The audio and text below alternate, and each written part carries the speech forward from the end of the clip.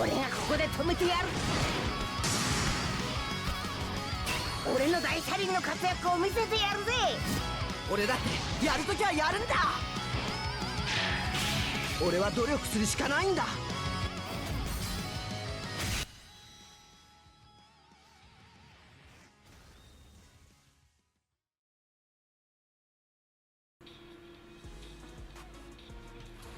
Et bonjour à tous, nouveau perso, nouveau portail et une nouvelle vidéo. J'espère que vous allez bien. Alors aujourd'hui nous sommes le jeudi 8 mai et le Super Dream Collection est sorti. Un peu à la surprise générale on va dire. Je m'attendais pas du tout à ce qu'il y ait ce genre de perso là qui sortent. Donc on a Ishizaki et Morizaki qui sortent. On va balayer comme d'habitude les nouvelles parce qu'il y a beaucoup à dire. Il y a pas mal de news qui sont sorties qui sont très intéressantes et sur lesquelles il faut s'arrêter quelques minutes. Ensuite, on va attaquer, comme d'habitude, l'analyse des persos, en fait, la petite conclusion, la petite partie spéciale pour Nash, et enfin notre petite conclusion sur l'ensemble de la vidéo. Voilà. Et ben, on peut y aller, c'est parti.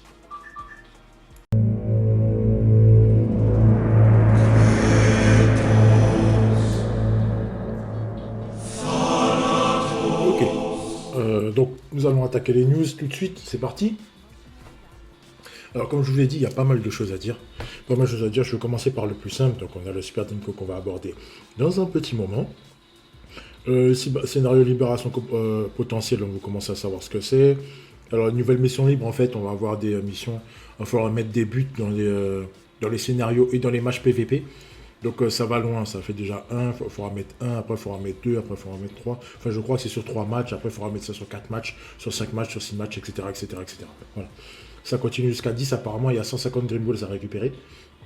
Donc j'ai plus qu'à vous souhaiter bonne chance. C'est tout. C'est tout. Voilà. Alors ensuite, mise à jour du médaille. Bon ça vous verrez par vous-même, il y a pas des. Il y a des TS pas mal à récupérer. Sur quoi sur lequel je vais m'attarder, c'est ceci. Alors, ceci, donc ils ont ajouté certaines TS, donc ils ont ajouté le double attaque avec les tripes de Urabe avec Ishizaki, qui est passé à 542, c'est pas mal. Le tac de côté de l'Ishizaki Collège qui est passé à 540, c'est très bien. Le tac du visage passé à 530, ouais, c'est bien aussi. Défense avec les tripes passé à 525, oui, c'est bien. Le compte du visage, donc ça, catapulte infernale, je crois que c'est Ishizaki combiné avec Jito, qui passe à 540, c'est bien. C'est bien, c'est mieux que le 539 actuel d'Ishizaki. Niveau compte du visage, voilà, ils ont rajusté aussi le drip de leg qui est passé à 540, le drip de Matsuyama. Le nez du buteur, ça c'est le tir de Kazuki. Le Kazuki qui est passé à 550, pourquoi pas. Le contre ardent de pas mal de gens, notamment d'Urabe qui est passé à 545. Le tacle glissant tenace de Urabe aussi qui est passé à 535, c'est bien. Combinaison buteur de Hatio, c'est le tir de Sorimachi qui est passé à 550, le tir de l'ombre solo de ça c'est tir combiné avec Yuga. Ensuite le tir de l'ombre solo de Sorimachi 545.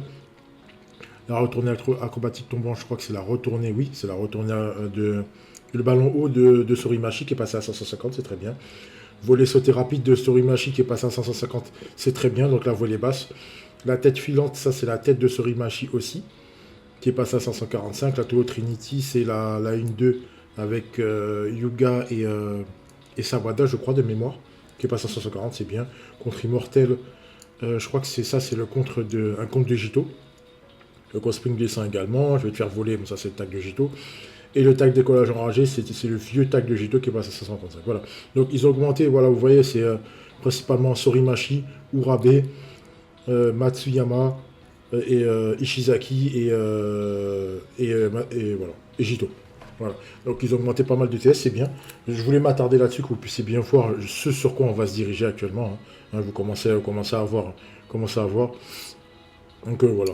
Après le reste, c'est pas folichon, mais bon, regardez si vous voulez. Mais je voulais surtout m'attarder moi sur les comment on appelle ça, sur les nouvelles TS. Alors ensuite, on va passer à la deuxième news. Alors la deuxième news, c'est ceci, qui a été teasé en milieu de matinée, je crois. Milieu de matinée ou début d'après-midi, je sais plus. Moi, j'ai eu les news super tard parce que je travaillais. Donc, j'ai pas pu voir, j'ai vu ça sur le coup après. Donc, voilà, donc, on les a teasés. Donc, comme je vous l'avais annoncé il y a longtemps, mais je pensais que ça allait sortir là. Mais voilà, c'est sorti donc après. Donc, ils nous ont d'abord sorti le portail avec... Enfin, le portail Jap qui est sorti là. Et donc, le 4e portail japonais avec Sorimachi, Kazugi, Matsuyama et Jito. Voilà, à mon avis, je pense que ça va être le dernier portail Jap. Donc là, on a la panoplie complète. Hein. On a la panoplie complète. Dernière chose également. Voilà, donc ça, je sais pas quand est-ce que ça va arriver. Je sais pas du tout quand est-ce que ça va arriver. C'est probablement soit on est jeudi, donc ça va peut-être arriver lundi. Et puis voilà, donc on va voir ce que ça va donner. Là à l'heure qu'il est, j'ai pas encore les stats. Donc si je les ai pas, donc c'est possible que ça arrive lundi. Et enfin, la nouvelle qui a secoué pas mal de monde, parce que j'ai vu que ça partait dans tous les sens. Ça partait dans tous les sens absolus, c'est celle-là. Alors, j'ai vu passer, oui, ça va être des superstars. J'y crois absolument pas. Pour une seule raison, je vais vous dire pourquoi. Parce qu'il y a Urabe. Alors, n'en déplaise aux grands fans d'Urabe, je suis désolé, je vais pas vous tailler, mais c'est la vérité. Urabe, c'est pas un perso qui donne de la hype. Si vous avez observé les SS actuels, Karl-Heinz Schneider, tête d'affiche de l'Allemagne avec Kals, qui est tête d'affiche de l'Allemagne aussi. On peut mettre Müller, mais Müller, il est dans le même acabit. Mais voilà, c'est KHS et Kals, c'est tête d'affiche d'Allemagne. Ensuite, tête d'affiche du Brésil, Roberto Rivaul. Je suis désolé, oui. Et tête d'affiche du Japon, Tsubasa Genzo. Je suis désolé, mais Urabe, c'est très très loin d'être une tête d'affiche. On peut me dire, oui, mais ça peut être un second couteau. Non, Urabe, c'est même un 3e couteau. Il intervient très très peu dans le jeu. Dans le manga, mis à part il a un rôle un peu sympa au tout début quand il est avec le catwar de Nita, et ensuite il intervient avec les RJ7, mais après voilà, c'est vraiment vite fait, là, et c'est loin d'être un perso phare, et même s'il est avec Wakashimatsu qui est un perso phare, qui est quasiment un premier voire un second couteau, j'aurais tendance à dire même c'est un premier, parce que c'est vrai que j'aime beaucoup Ken. Voilà, Urabe, c'est pas un perso phare qui est à la hauteur d'être un SS. Si franchement ils le font, c'est vraiment nul. C'est vraiment nul, je valide pas du tout, mais pour moi, ce sera pas un SS, ce sera un 2e portail Dream Collection. Pour une 2e raison.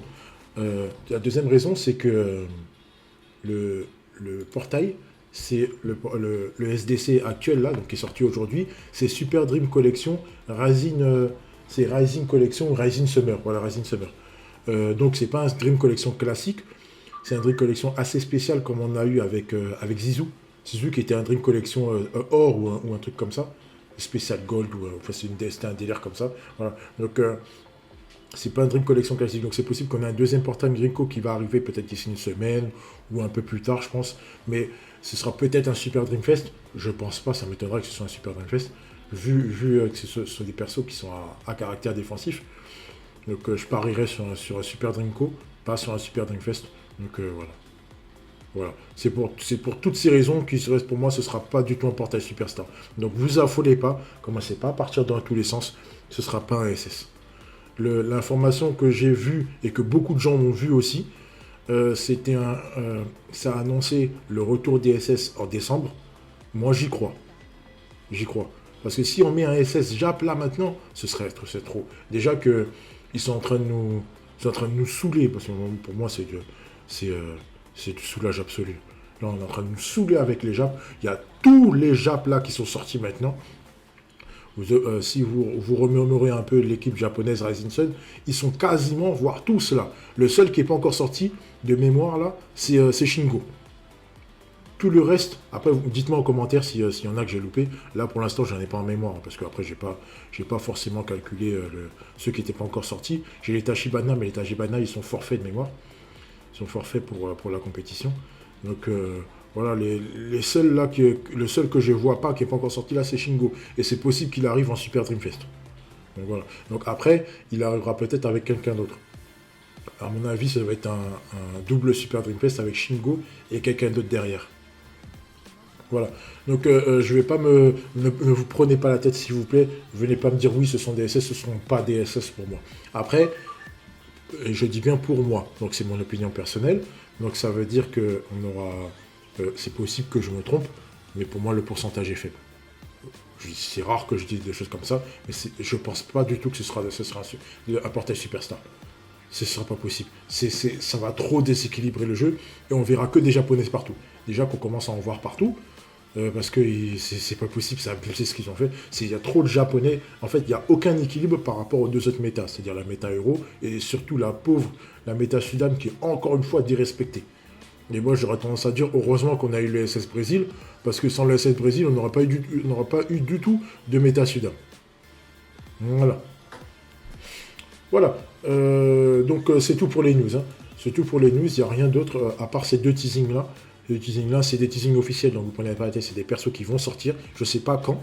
Donc, on aura le 4e portail japonais qui va arriver bientôt, peut-être lundi. Et donc, le Wakashimatsu plus Urabe, qui vont sûrement arriver, je pense...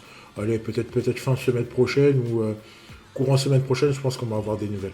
Les nouvelles, on a eu, je sais pas quand est-ce que sera le prochain FTD. Voir le prochain Live Club, non, pour le Live Club en jeu. Ça va plus être fin du mois à mon avis. Donc le prochain FTD qui va arriver d'ici peut-être la fin semaine prochaine, je pense. On aura sûrement des nouvelles à ce moment-là. Voilà. Voilà, c'est tout pour les news. Et donc on peut attaquer l'analyse des personnages. C'est parti.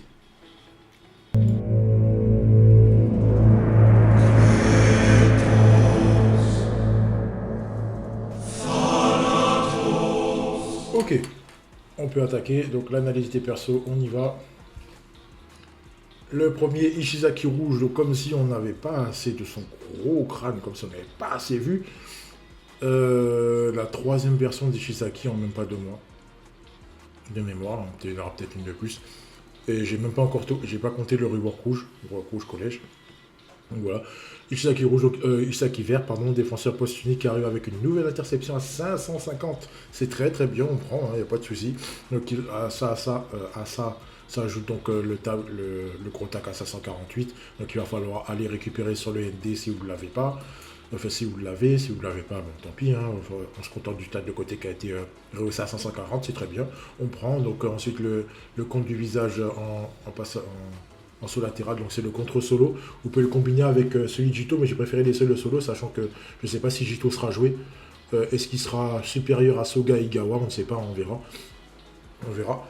Donc à ce moment-là, il faudra switcher avec le contre avec Jito. Ok, donc pas de problème. Ensuite, donc la glissade angélique de l'event, la passe qui est disponible dans la boutique, etc. Voilà. Donc les meilleurs TS comme d'habitude. Le leader skill, 3 joueurs de chaque type, 28%. Donc c'est la base pour les Dreamco Dreamfest. Il ne faudra pas s'attendre à avoir les 5 joueurs de quelque chose plus 2%. Ça, je pense que ça va être réservé pour les superstars. Et le leader skill classique, donc 5 joueurs de type avec 28%. À mon avis, que ce soit j'allais dire jaune, n'importe quoi, bleu, rouge ou vert, ou non japonais, Asie, enfin ce que vous voulez, je pense qu'il va falloir atteindre les persos 3%. Les persos de portail classique qui vont sortir donc après l'anniversaire. Ou peut-être qu'il y en aura pendant l'anniversaire, on ne sait jamais. Il va falloir attendre. Donc, ensuite, le passif principal, donc mettre des ailes surface de réparation, donc préposé à jouer sur l'aile latérale, gauche ou droite, comme vous voulez, combiné avec Soda, donc Soda et Ishizaki, les latéraux du Japon. Voilà, comme dans l'histoire. Ensuite, les achats, 80% d'auto-inter, on prend, c'est très bien. C'est très bien. Mettre de la bonne lecture. En duel, il prend 10% en plus. Ça va renforcer les stats pour pouvoir récupérer le ballon. C'est bien, on prend. Soutien Mizugi, c'est très bien. Sauf si vous jouez avec le Mizugi bleu. À ce moment-là, je suis désolé pour vous. Voilà, mais si vous jouez avec le rouge, c'est très bien. Donc ça veut dire que vous aurez et un vert et un rouge. En duel, c'est compliqué, ça risque d'être compliqué, donc il ne faudra pas s'amuser à aller chercher en solo duel, sauf s'il y a le Mizuki bleu, bien entendu. Ensuite, le boost, 2%. 2% pour Tsubasa et Morizaki, c'est très bien. C'est très bien. Très bien, rien à dire de plus. Et enfin, un anti-scellement. À l'heure actuelle, 2 anti-scellements, c'est inutile, j'ai bien dit à l'heure actuelle. Donc, un anti-scellement, c'est très bien. Je vais ajouter à cette vidéo, parce que je viens de percuter, que je ne vous ai pas fait sur la vidéo des tutos, l'explication sur les doubles scellements, le double scellement spécifique, etc. Donc je vous le ferai en fin de vidéo après après la rubrique préférée de Nash. Voilà. Donc oui, c'est un bon défenseur, il n'y a rien à dire. Il n'y a rien à dire là-dessus. Le kit est intéressant. Le kit est intéressant. Il est préposé pour moi à jouer sur le côté et pas central. Parce que le central, à l'heure actuelle, est réservé aux résistants comme Igawa et Soga. Donc voilà, hein. Il n'y a pas de mystère. Pas de mystère à jouer sur le côté. Donc il aura son passif. Jouer sur le côté défense à 4. Donc vous serez quasiment sûr qu'il aura 90% de chance d'être tout le temps dans sa zone. Donc il aura toujours son passif activé. Pas de problème. Voilà. Et voilà, c'est tout. Hein. C'est tout. Hein. Ensuite, alors je vous ai fait la compa finale. J'ai pas encore terminé. J'y suis presque. Hein. Je suis presque la deuxième fenêtre sur les stats. J'y suis presque, mais je vais faire vraiment un truc sympa en espérant que ça vous plaise. Voilà. Donc la petite compa avec Kals. Alors j'ai pas mis Soda. J'ai pas mis Soda parce que Soda est un peu au-dessus. Et Soda, en fait, il sera vraiment... il sera joué, pour moi, il sera joué avec lui et pas à sa place. Voilà. Ensuite, deuxième raison, pourquoi j'ai pas mis le Soda, et je parle du Soda bleu. Parce que, en fait, voir le vert, parce qu'en fait, le soda vert est très utile, et je pense pas qu'on l'enlèvera, le Ishizaki, le soda vert pour mettre le Ishizaki. Et deuxième chose, pourquoi j'ai pas mis le soda bleu, parce que j'ai trop de retours de gens qui disaient qu'ils préféraient jouer le vert plutôt que le bleu. Donc, ça veut pas dire que le bleu est nul, hein. Le bleu est très très bon, sauf qu'en fait, à part lui-même, il apporte rien. Voilà. Voilà, sans plus. Donc la compa avec l'Ishizaki rouge, pour que vous puissiez bien voir la différence, donc il le mange dans tous les sens. 688 000 de stats en tacle inter, c'est très bien. En contre, il est un peu en dessous par rapport à ses stats de tacle inter. Donc c'est pour ça que je le prépose à jouer vraiment dans une défense à 4 sur le côté. Sur le côté, la petite compa avec Mizugi, voilà, vous voyez Mizugi qui est meilleur contreur. Voilà, c'est après la petite compa avec Cal, c'est vrai que Cal c'est au-dessus, mais bon, c'est Cal, c'est superstar. Voilà, rien à dire, mais c'est pas loin. C'est vraiment très proche. C'est vraiment très proche. Donc voilà, vous voyez à quoi vous attendre si vous voulez aller chercher ce Ishizaki là. C'est un très très bon défenseur, il n'y a rien à dire. Et voilà. Voilà, donc le kit est bon, auto inter, mais il n'a pas récupération. Bon, c'est pas grave, donc ça veut dire que les teams auto inter, donc ils vont pouvoir envoyer dessus. Donc voilà, c'est très... Voilà, juste faire attention à ce truc-là, à les teams auto-inter, sinon il n'y a rien d'autre à dire, c'est vraiment un bon défenseur. C'est vraiment un très très bon défenseur. Ensuite, on continue. Le gardien que beaucoup de gens attendaient, le gardien rouge. Après l'échec Kaluzias, on a droit à Morizaki. Alors, Morizaki aussi Super Dreamco. Donc rouge aussi. Catcher aussi. Donc arrive avec une nouvelle TS aussi. 556, c'est très bien. C'est très bien, on prend. La traduction n'est pas tout à fait la même, hein, par rapport à... n'est pas du tout la même par rapport à la version qui existe là. Donc j'ai laissé parce que j'aime bien ce nom-là. Alors, le Morizaki, j'ai eu droit enfin, j'ai pas eu droit parce que j'ai pas vu ce qui se passait sur tous les Discords. Enfin, au tout début, après j'ai commencé à regarder lorsque je rentrais chez moi. Il y avait beaucoup de gens qui disaient oui, est-ce que ça passe, est-ce que ça passe pas, etc. Est-ce qu'il est nul, est-ce qu'il est pas nul. Moi je le trouve pas nul. Alors, donc le leader skill, on va mettre de côté 28%, donc comme d'habitude, Dreamco, Dreamfest, pas de souci. Le passif tueur de tir au sol, alors c'est très bien, j'aime beaucoup, parce qu'il est adapté actuellement. Il y a très peu de gros tireurs bleus qui tirent en... Je vais y arriver. Qui tirent en ballon flottant. La plupart c'est tir au sol. Donc les préposés, Brian Wakashimatsu qui a un ballon flottant. Brian Wakashimatsu, Michael, Rivaoul, tout ça. Michael surtout qui a pas de ballon flottant. Rivaoul, personne ne lui a mis. Personne lui a mis de ballon flottant parce que ça servait à rien. Son passif, son tir au sol, c'est 2 tirs au sol, mais c'est 3 tirs au sol, font que c'est pas la peine. Donc voilà. Donc ensuite on continue. Donc adapté à la méta actuelle. La méta actuelle qui est très très tir au sol. Ensuite on continue avec maître des arrêts. Donc master catch. Le master catch c'est très bien. On prend ensuite le shield 10% pour lui-même, même Makami Genzo. Donc on continue sur le renforcement du shield de côté japonais. Voilà, donc les debuffs, ça va être très compliqué pour vous. Ensuite, le petit truc, le gros plus pour lui, qui est défenseur 5%, c'est très très bien. Quelle que soit l'origine, il n'y a pas de racisme ici. Défenseur 5%, voilà. Adapté à toutes les méta, c'est très bien. C'est très bien. Et ensuite, un anti-scellement, comme je disais tout à l'heure, en avoir 2, ça pour le moment, ça sert à rien. Donc c'est un bon kit, hein. C'est un bon kit qu'il a, au risque de me répéter comme pour Ishizaki. C'est un bon kit très intéressant. Donc le Master Cash, le Shield, le boost pour les défenseurs, l'anti-scellement, il n'y a rien à dire. Il n'y a rien à dire. Et limite l'anti-scellement, c'est pour le moment, je dis bien pour le moment, c'est pas utile. C'est pas utile, mais ça pourra l'être par l'avenir. Donc en mettre un, moi je trouve ça bien. Je trouve ça bien. Il n'y a pas de... Comme ça, il n'y a pas de souci au cas où s'il y a un gros buteur qui scelle. Comme ça, vous êtes déjà bien. Vous êtes déjà bien. Alors, ensuite, la comparaison. Alors, la grande question du jour. Est-ce qu'il est capable de stopper KHS? La réponse est non. Et non. Et non, je suis désolé pour vous. Si vous attendiez à ce qu'un gardien LTC stoppe un superstar, arrêtez. Arrêtez. Pour ça, il va falloir attendre décembre. Il va falloir attendre décembre.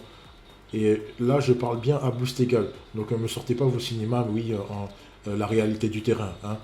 Vous mettez ça à côté, mettez-moi ça à la poubelle. Ce genre de speech-là, ça ne m'intéresse pas. Ok. Là, on est bien dans la partie théorique. Alors, j'ai fait pas mal de tests. J'ai fait pas mal de tests avec KHS, avec Brian, avec Rivaoul. J'ai vu un test avec Mika. Tout ce que je viens de vous citer, le tape. Voilà. Tous ceux que je viens de vous citer, le tape. KHS, le tape. Rivaoul, on n'en parle même pas. On n'en parle même pas. Il me semble que Roberto le tape aussi. Oui, Roberto le tape, il me semble. Roberto le tape. On a Tsubasa le tape aussi. On a Brian en fin de mi-temps. Et je dis en fin de mi-temps, le tape aussi. Voilà. Donc toute la panoplie là, bleu, le tape aussi. Stein, il me semble aussi. Stein, j'en suis pas sûr. Mais il me semble aussi. Donc voilà. Je peux rien vous dire de plus. Je dis pas que c'est dommage, mais c'est un gardien j'aime beaucoup ce gardien-là, parce qu'il apporte plus que Calusias. Il apporte plus que Calu, notamment défensivement, parce que Calu c'est joueur espagnol, et les joueurs espagnols, à part Mika, il n'est pas énormément joué. Il est joué, mais pas énormément, et puis il y a beaucoup de joueurs anti-scellement au niveau du milieu de terrain, donc c'est compliqué pour lui. Mais quand même, Mika a quand même ses chances. Il a la chance, s'il est bien manœuvré, il fait de l'énorme dégâts. Il fait des énormes dégâts. Bref, on va pas parler de Mika, ça sert à rien. Mais pourtant, j'aime énormément ce perso. Donc, Calusias, comparé à Zino en dessous, comparé à Genzo bleu, le Dreamfest, le rework en dessous, comparé à Calusias au-dessus. Pourquoi je n'ai pas mis le Genzo bleu? Parce que ça servait à rien, vous savez tous qu'il est quand même au-dessus. D'accord? Donc, de beaucoup, oui. De beaucoup, il y a... Déjà qu'il est au-dessus de Zino, Zino, il a 752 000. Donc, je crois qu'il a 760, je crois, avec des brouettes, si je dis pas de bêtises. Je ne me rappelle plus du calcul exact, mais il me semble que c'est dans ces eaux-là. Voilà. Donc, c'est dommage, mais il faut faire attention. Faire attention à certaines choses, c'est qu'il ne faut pas oublier que Morizaki est rouge. Morizaki est rouge. Et... bien boosté, il pique.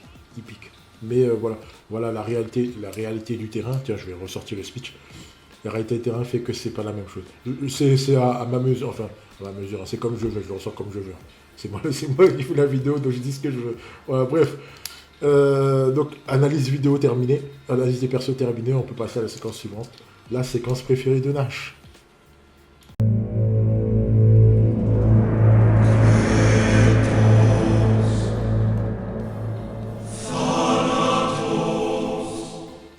Dernière partie de vidéo. Alors, la vidéo. Est-ce qu'il faut pool? Alors, j'aurais tendance à vous dire, pour les Japs, obtenir la dernière pièce qu'il s'agit de... En parlant d'Ishizaki, oui. Morizaki, combiné avec ce que je vous ai dit en vidéo, c'est-à-dire Wakashimatsu qui est vert, et c'est confirmé qu'il est vert, hein. Donc je ne me suis pas trompé. Je me suis pas trompé. Donc vous aurez les trois gardiens. Les trois gardiens. Alors, ensuite, à ce que je voulais pas vous dire pour pas me spoiler moi-même, en fait, le Morizaki peut stopper KHS, mais à une condition, c'est qu'il soit vraiment au-dessus. Vraiment au-dessus, question lien, ce qui n'arrive très rarement en PVP. C'est-à-dire que c'est très rare que vous tombez sur des KHS à 79 ou à 80, d'accord? Et que si vous vous ramenez avec une type à 95, bien sûr que Morizaki sera au-dessus. Donc ne me ramenez pas s'il vous plaît vos screens, parce que je vais juste les jeter à la poubelle et je ne vais pas vous répondre. Ne m'en veuillez pas, je ne perds pas mon temps à répondre à ce genre de choses, d'accord? N'oubliez pas que moi quand je parle, c'est à stat égale. Et là, même si on parle de stats un peu pas équilibrées, c'est-à-dire que vous avez quelqu'un en face qui est plus fort ou moins fort que vous, j'en parle, c'est vraiment en cas spécifique, donc je vais vraiment discuter là-dessus, d'accord? Mais là, en cas général, je ne parle pas de ce genre de choses, ok? Là, c'est vraiment de la pure théorie. S'il y a de la pratique, je vous ferai des vidéos, tout ça, il n'y a aucun problème là-dessus, d'accord? Donc, concernant les stats, hein, bien sûr, concernant les stats. Donc, vous pouvez passer au-dessus de lui, mais c'est vraiment si vous avez un gros boost.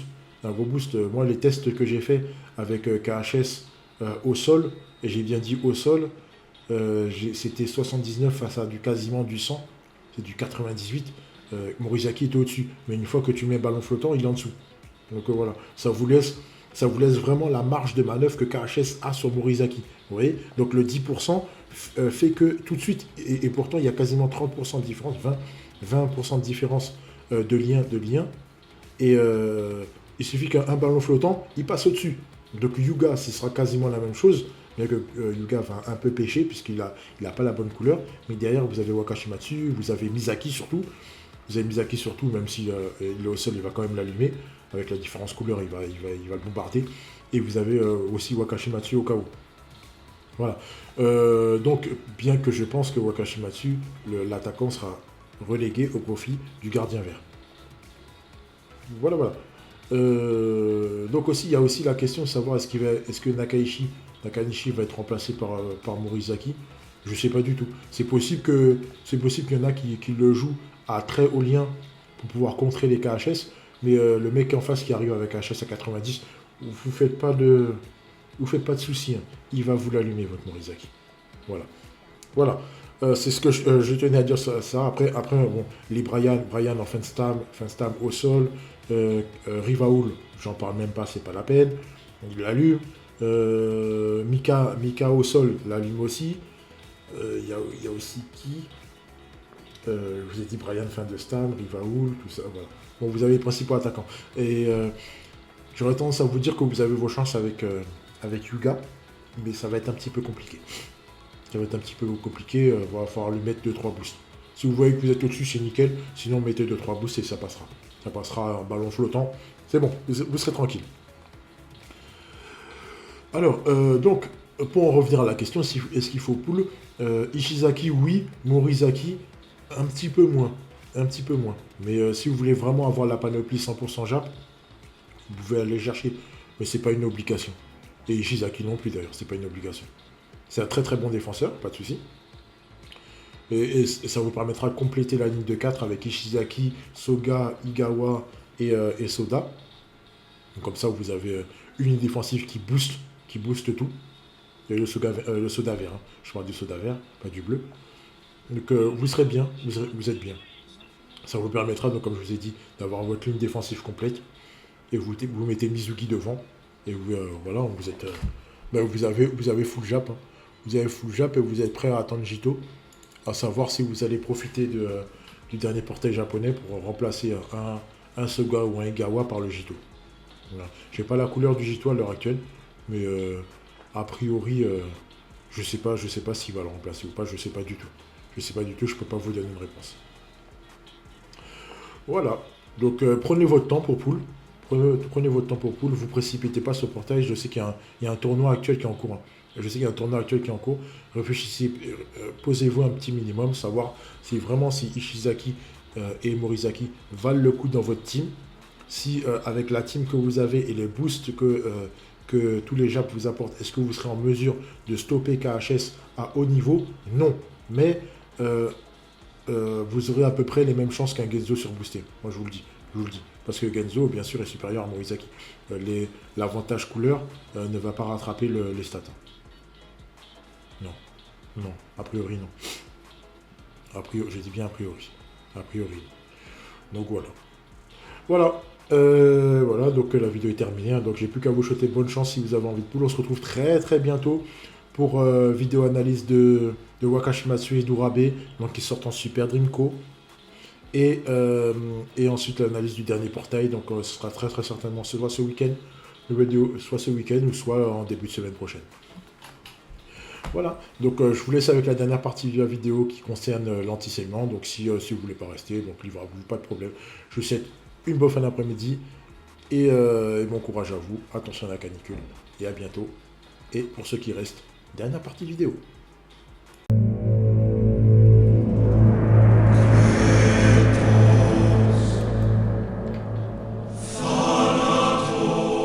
Troisième partie de vidéo. Enfin, non, pardon, dernière partie de vidéo, petite interlude bonus. On va parler donc du double scellement. D'accord? Donc, on va aborder plusieurs cas en essayant d'être le plus clair possible. Donc, je suis désolé si je ne suis pas clair. Hein, donc, n'hésitez pas à me poser des questions là-dessus. Et je vais essayer de vous éclaircir par écrit.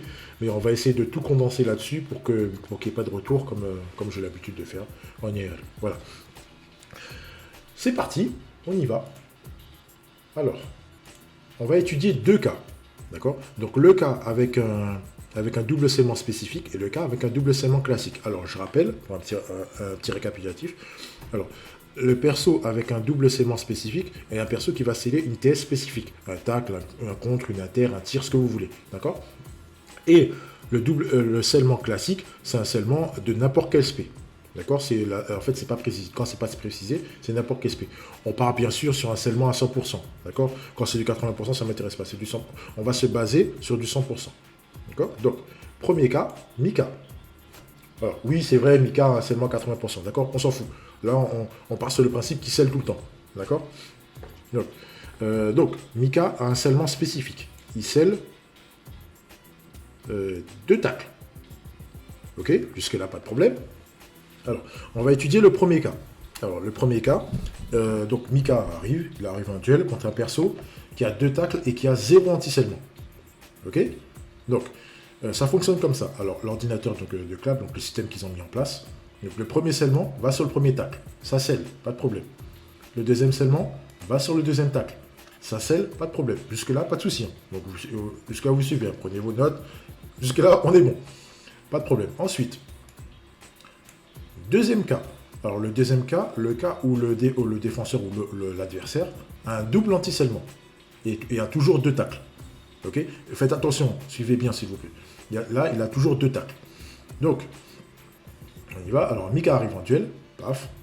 Premier scellement sur le premier tacle, ça ne fonctionne pas, il y a un anti-scellement. Deuxième scellement sur le deuxième tacle, paf. Un anti-scellement aussi, donc ça ne fonctionne pas. Donc, aucun tacle scellé. Jusque-là, c'est des cas classiques. Il n'y a pas trop de questions à se poser. Il a un double scellement. En face, c'est un double scellement. Ça s'annule. Il n'y a pas de problème. La vie continue. Alors, ensuite, on va étudier le cas où le défenseur, ou ce que vous voulez, hein, ça peut être un milieu de terrain ou un attaquant, ce que vous voulez, bref, la personne en face de Mika, d'accord, n'a qu'un anti-scellement. Et toujours 2 tacles. Toujours 2 tacles, ok? Donc, on y va. Alors, Mika arrive en duel. Duel offensif. Premier scellement qui part sur le premier, pardon. Ça ne fonctionne pas. Il y a un anti-scellement. Deuxième scellement qui part sur le deuxième tacle. Ça fonctionne.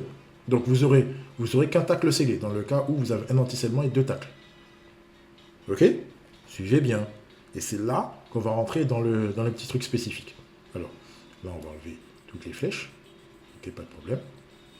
Et on va étudier le dernier cas. Alors, le dernier cas, c'est le cas où vous avez un défenseur en face de vous qui a un seul anti-scellement et un seul tacle. Ok? Vous commencez à voir le schéma. Alors, c'est parti. Mika arrive en duel. Tac, tac, tac, on y va. Alors, premier scellement qui part sur le premier tacle. Ça fonctionne pas. Ok? Donc, pour l'instant, pas de tac scellé. Ensuite, le deuxième scellement. Mais il part sur rien. Voilà. Alors, voilà la spécificité du truc. Alors, la spécificité du truc, c'est qu'en fait, le deuxième scellement ne peut pas partir sur le premier parce qu'il y a déjà, si vous voulez, un algorithme. Où, en fait, le scellement ne peut prendre qu'une case. Donc, en fait, le scellement va sur un anti-scellement, mais deux scellements ne peuvent pas aller sur un anti-scellement. Vous voyez ce que je veux dire? La différence avec le cas précédent. Le cas précédent, je vais vous le remettre. Non, c'est pas bon. Je vais essayer de vous le remettre correctement. Voilà. Voilà. Alors, le cas précédent, là, ça va fonctionner parce qu'il y a deux tacles. Donc, en fait, le scellement peut aller sur quelque chose. Mais par contre, quand il n'y a pas de scellement, quand il n'y a pas de deuxième tacle, en fait, le deuxième scellement part sur rien. Donc, en fait, c'est comme si, en face de vous, vous avez quelqu'un qui a un scellement. Sauf que là, il en a deux. Mais le deuxième part sur rien du tout parce qu'il n'y a pas de deuxième tacle. Il n'y a pas de deuxième truc où il peut se poser. Donc, en gros, en définitif, vous avez, si vous voulez, vous pouvez faire des captures d'écran de chaque schéma que j'ai fait. Vous arrêtez la vidéo, vous faites des captures, comme ça vous aidera à comprendre. Ok? Donc vous avez donc, je résume, hein, le premier scellement part sur le premier tacle, mais comme il a un anti-scellement, ça ne fonctionne pas. Donc il a un seul tacle, un anti-scellement, c'est bon, vous êtes tranquille. Le deuxième scellement, comme c'est un scellement de tacle, doit partir sur un tacle, mais il ne peut pas partir sur le même tacle que le premier. Donc il part sur rien. Donc en fait, vous n'avez pas de deuxième anti-scellement. Du coup, un mec qui a un seul tacle avec un anti-scellement, donc en fait, vous êtes tranquille. Donc en gros, si vous avez des persos, qui ont un anti-scellement, c'est ce que je disais dans les vidéos avant, concernant Morizaki, Kusanagi Ishizaki, et puis tous les autres persos qui ont un anti-scellement comme Tsubasa ou comme Misaki, en fait, ou comme d'autres, hein, vous en avez plein. Là, c'est les exemples les plus récents que j'ai en tête. Ça vous suffit contre les persos qui ont des scellements spécifiques. Et j'ai bien dit spécifiques. D'accord? Donc, si vous avez un anti-scellement, vous êtes tranquille. Concernant les persos à scellement de TS spécifique comme Mika, ou j'aurais pu prendre Christensen, ou le Roberto Ver Dreamfest aussi, qui a un double scellement d'inter. Voilà. Donc vous êtes tranquille à ce niveau-là. Ok? Voilà. Alors, donc ça c'est fait. Donc on va tout retirer. Tac. Ensuite, deuxième cas, on va prendre Bunak. Bunak qui a un scellement, qui n'a pas de scellement spécifique, c'est des scellements classiques. C'est un double scellement classique. On part toujours sur 100%, on dit à 100%, donc ça n'a pas de problème. Hop. Voilà. Alors, donc on va prendre les bases. Alors considérez que ce n'est pas des tacles, hein, d'accord? Ça peut être n'importe quoi. Ça peut être n'importe quoi. Ok? Donc, on va prendre le premier cas. Là, ça va aller plus vite, hein, ça ira beaucoup plus vite. Alors, premier cas, Bunak... On va prendre le duel défensif, là c'est plus simple. Ou même offensif, c'est comme vous voulez, c'est la même chose. C'est la même chose parce que là, c'est pas des TS de défensive ou offensive, c'est n'importe quel TS. D'accord?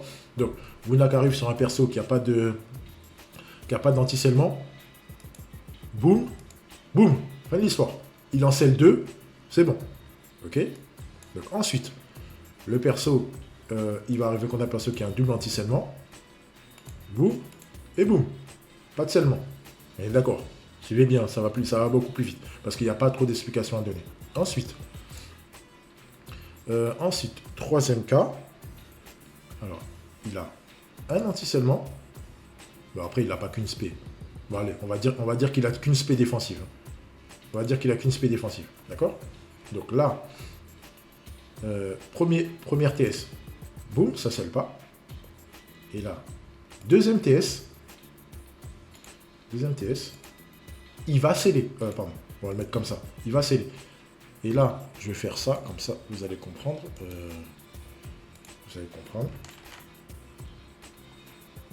Alors, là, il va falloir que vous compreniez bien. D'accord?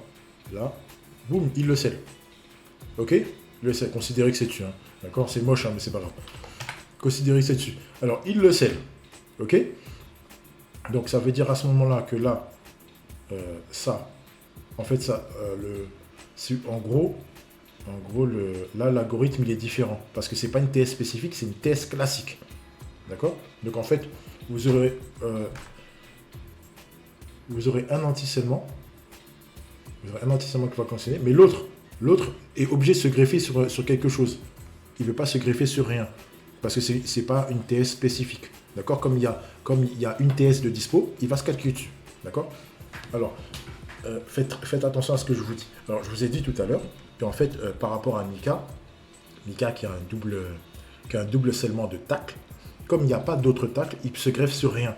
Mais comme là, concernant Bounak, il a une TS, enfin il a un double scellement de TS classique, donc ça peut être n'importe quoi. Donc l'algorithme en fait l'algorithme ici, il va se fixer sur une TS. Et comme la TS elle est là, donc il va taper dedans. Donc en fait le double scellement l'anti-scellement classique, donc avec un anti-scellement, ne suffira pas face à quelqu'un qui a un double scellement. J'espère que je suis clair. Vous voyez, ça commence à devenir un peu boloco. Mais bon, c'est pas grave. C'est pas grave. Mais bon, l'essentiel, c'est que vous compreniez ça. D'accord. Un double scellement sur un anti-scellement, s'il a une spé, la spé, elle saute. Ok. Bon, ensuite, dernier exemple. Donc, on va enlever ça. On va enlever l'anti-scellement.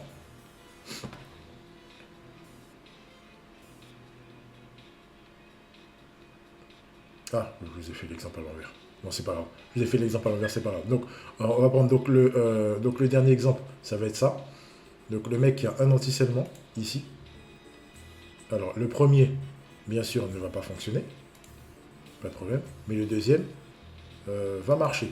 Alors, le deuxième, je vais faire comme ça. Comme ça va être plus simple. Ça, clac. Voilà. Hop. Ici, ça fonctionne. Voilà. Comme ça, vous pourrez enregistrer chez moi. Voilà, c'est tout. Donc, en fait, si vous voulez, ça va. Quand vous avez deux TS, avec un anti-scellement, il va en sceller qu'une. Si vous avez qu'une TS, même si vous avez un anti-scellement, il va quand même la sceller, sachant qu'il a deux anti-scellements. Et il a deux scellements. Voilà. Voilà, donc voilà, j'espère que j'ai été clair. Je me suis un petit peu emmêlé pinceau sur les derniers trucs, mais l'essentiel, c'est qu'avec les schémas, vous puissiez comprendre. D'accord. N'hésitez pas, comme je vous ai dit, à faire des captures d'écran sur tous les cas classiques, enfin tous les cas qu'on peut rencontrer, d'accord. Et comme ça, ce sera plus facile à comprendre. Je suis désolé si les schémas ils sont pas magnifiques. J'ai vraiment fait ça de manière claire, de manière la plus claire possible, même si c'est pas super sexy, c'est pas grave. C'est pas le plus important. Le plus important, c'est que chacun comprenne comment ça fonctionne. Voilà, tout simplement. Tout simplement. J'ai plus rien d'autre à vous dire. J'ai plus qu'à vous souhaiter, donc bon courage, j'espère que vous avez compris. Je vous souhaite bonne chance pour les poules. Ici s'arrête ma vidéo. Je vous souhaite une bonne journée et je vous dis à bientôt. Allez, ciao.